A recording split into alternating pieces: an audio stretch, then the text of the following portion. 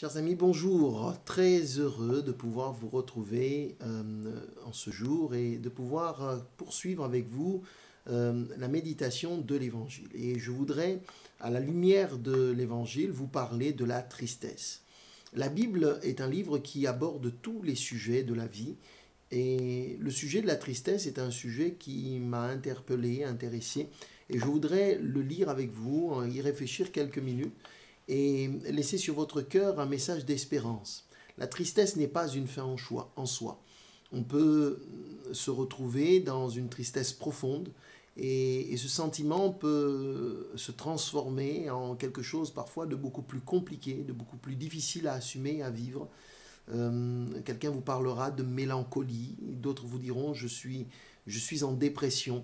Parce que la tristesse, quand elle prend des proportions dans un cœur et dans une vie, elle peut grignoter toute l'espérance que l'on a. En réalité, c'est ainsi qu'il faut le comprendre. La tristesse est un sentiment qui nous enlève l'espérance. Et je voudrais lire avec vous ici un texte dans la Bible, dans l'évangile justement de Luc, au chapitre 24, verset 13. Il est dit ceci: « Voici ce même jour, 2 disciples allaient à un village nommé Emmaüs, éloigné de Jérusalem de 60 stades. Et ils s'entretenaient de tout ce qui s'était passé. Pendant qu'ils parlaient et discutaient, Jésus s'approcha et fit route avec eux. Mais leurs yeux étaient empêchés de le reconnaître. Il leur dit: « De quoi vous entretenez-vous en marchant ?» Et ils s'arrêtèrent, l'air attristé. On a ici donc quelques éléments qui vont nous aider effectivement à réfléchir par rapport à la tristesse. Qui en effet n'a jamais été triste pour une raison ou pour une autre. En tous les cas, le premier point est déjà celui-là. On n'est pas triste gratuitement, on est triste parce qu'il y a une situation qui nous touche, parce qu'il y a une circonstance qui nous interpelle, parce qu'il y a un problème qui nous pèse. On est triste parce que à l'intérieur de nous-mêmes, il y a peut-être un choc de nos émotions, de nos sentiments. Nous avons du mal à atteindre quelque chose que nous souhaitions. Et comme je disais tout à l'heure, la tristesse survient surtout quand il n'y a plus d'espérance. Enfin, quand notre espoir, quand nos espoirs, quand notre espérance a été mise à mal. J'espérais obtenir mon examen, réussir cet examen me permettrait de trouver un travail et d'avancer. Or, je n'ai pas réussi mon examen, donc je suis triste. J'espérais que cette personne, je comptais pour moi et que je comptais pour elle, et puis j'ai été déçu par certaines choses, donc je suis triste. Donc la tristesse se fonde sur cela. Il y a une situation, une circonstance, enfin en tous les cas, ce que nous espérions, nous ne l'avons pas obtenu, donc nous sommes tristes. Et dans ce texte, nous avons ces hommes ici qui quittent Jérusalem et décident de partir un petit peu. Vous savez, quand on est triste, on a envie de prendre du recul, on a envie de s'éloigner de la source de notre tristesse, de nos peines. Et pour ces deux hommes, ils s'éloignent de la source de leur tristesse.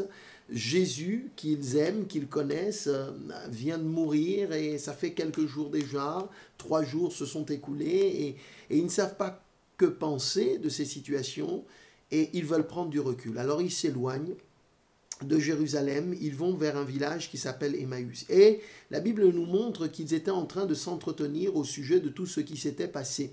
Et c'est vrai que quand on est triste, on rumine, on rumine, on ressasse, on se rappelle, on se parle à soi-même, ou on cherche peut-être autour de nous des proches, des amis, un ami à qui on va parler de notre tristesse, parce qu'on a besoin de s'épancher. Quand on est triste, on a besoin d'exprimer cette tristesse. Pour autant, ça ne règle pas toujours le problème, bien sûr. C'est une manière de ne pas laisser les choses rester dans notre cœur. Certains n'ont pas toujours la possibilité de le faire. Ils gardent leur tristesse pour eux-mêmes et ça les mine, ça les ronge et ça devient des sujets qui les préoccupent constamment, pour ne pas dire journalièrement. Et finalement, ça devient quelque chose qui pèse. Et parfois, il faut le reconnaître, certaines causes de dépression nerveuse viennent du souci, de l'inquiétude, de la tristesse. Une tristesse qui peut devenir chronique, qui peut devenir, je dirais même, un état d'esprit, c'est-à-dire un état de mélancolie profonde où on a du mal à faire face, du mal à passer outre. Donc ils s'entretiennent à ce sujet-là. Et le fait de s'entretenir et d'en parler ne règle effectivement pas le problème. La Bible nous le montre. Et pendant qu'ils parlaient et discutaient, justement, pendant qu'ils étaient en train de partager certainement leur peine l'un comme l'autre, la Bible nous dit que c'est à ce moment-là que Jésus s'approcha. Jésus est ressuscité, je l'ai dit, et il s'approche, et il décide de faire route avec eux. Mais eux, ils ne le reconnaissent pas. Ils sont tellement préoccupés par leur tristesse, ils sont tellement dans leurs sentiments qu'ils ne voient pas qu'il est là. Mes amis, parfois on peut être profondément triste et profondément préoccupé par notre situation, qu'on ne se rend pas compte que Dieu est là. Et parfois on dit, oui mais Dieu n'est pas là, je ne le vois pas, et puis je lui ai parlé, il n'a pas répondu, mais en réalité il est là. Il est là, mais quand notre attention est mobilisée par notre tristesse, par nos peines, on a du mal à écouter ce qu'il voudrait nous dire. Et pourtant, je lis dans ce texte que Jésus va s'approcher d'eux. Il vient à leur rencontre, il les trouve dans leur tristesse, il les trouve dans leurs difficultés. La Bible nous dit qu'il va même les interroger. De quoi vous entretenez-vous en marchant? Et là, eh bien, il s'arrête. Il s'arrête, l'air, il les dit, attristé. Ça veut dire quoi? Ça veut dire qu'ils étaient tristes, ils parlaient, ils discutaient l'un et l'autre, mais ils ne se rendaient pas compte que cette discussion mobilisait leur attention et la question de Jésus fait qu'à un moment donné, eh bien, ils sont interpellés, ils s'arrêtent. C'est comme si vous étiez occupé en train de faire quelque chose et que quelqu'un vous pose une question clé, une question importante. Je dirais la principale question qui vous arrête net et qui vous pousse à vous introspecter. L'air attristé, ils s'arrêtent et là, eh bien, ils réfléchissent. C'est le premier pas, je crois, vers une transformation du cœur et de la vie. C'est prendre le temps de s'arrêter, mes amis.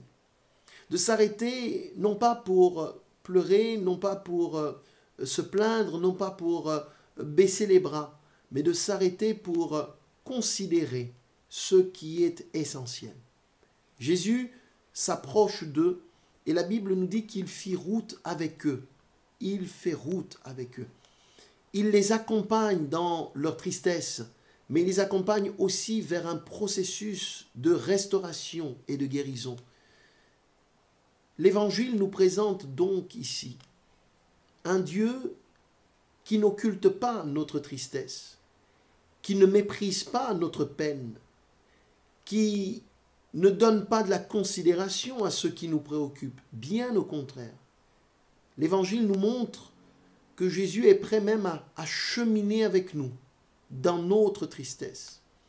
Il veut nous accompagner dans notre tristesse pour nous aider à mieux retrouver l'espérance que nous avons perdue. Voyez-vous, je m'en explique. Il fait route avec eux, il ne leur pose pas de questions pour le moment. Il marche avec eux, il les accompagne sur ce chemin. Il continue, quant à eux, certainement de parler. Et puis Jésus leur pose la question, de quoi vous entretenez-vous pendant que vous marchez? Et là, il s'arrête. L'un d'eux, nommé Cléopas, si vous lisez la suite des versets, va s'adresser à Jésus en lui disant, mais es-tu le seul qui, séjournant à Jérusalem, ne sache pas ce qui y est arrivé au sujet de Jésus? Et là, ils vont parler de leur peine. Et que se passe-t-il? Alors qu'ils parlent de leur peine, Jésus les écoute et les entend attentivement. Puis, il se met à leur expliquer, il se met à donner du sens aux événements qui viennent de se produire. C'est un pas décisif pour eux. Notre tristesse peut nous envahir, nous omnibuler, nous environner, nous emprisonner même, et nous empêcher de voir que le Seigneur Jésus veut être présent à notre côté. Il ne peut l'être que si nous lui permettons d'être présent, mes amis. Si, dans votre tristesse, vous tournez vos regards vers Jésus, si dans votre tristesse, vous voulez vous attendre de sa part à ce qu'il vous accompagne, non pas qu'il s'impose, mais à ce qu'il vous accompagne dans cette démarche, à ce qu'il soit présent dans chaque nouvelle étape. Et si de votre côté, vous êtes désireux de l'écouter, d'être attentif à sa voix, comme en regardant cette prédication, eh bien je puis vous assurer qu'il vous accordera le moyen, la possibilité, la capacité de dépasser ce qui a été meurtri, blessé en vous. Pourquoi? Parce que Jésus est capable de redonner de l'espérance. Les disciples vont l'écouter pendant qu'il est en train, du coup, de donner du sens à ce qu'ils ont vécu. Il leur explique par la parole qu'il fallait qu'il meure et qu'il ressusciterait. Il explique et il donne, je dirais, du poids à l'expérience qu'ils ont vécue. Il y a toujours une raison ou une autre par rapport à ce que nous avons vécu et par rapport peut-être à l'objet de votre désespérance, mes amis. Laissez le Seigneur vous guider et vous conduire dans ce processus qui consiste à recevoir sa parole, comme vous le faites à l'instant, à croire que si vous êtes arrêté, démuni, lui, il ne l'est pas. Et l'espérance de la vie éternelle, qui est communiquée par le salut en Jésus-Christ, c'est justement une espérance qui nous garantit la présence du Seigneur à nos côtés. Nous pouvons perdre des espérances, nous pouvons être découragés par les circonstances, mais il y a une chose dont nous devons être certains, c'est que le Seigneur ne nous abandonnera pas. Il ne sera jamais bien loin de vous si seulement vous lui permettez d'être présent à vos côtés. Alors bien sûr, il s'agit de prendre le temps de l'écouter.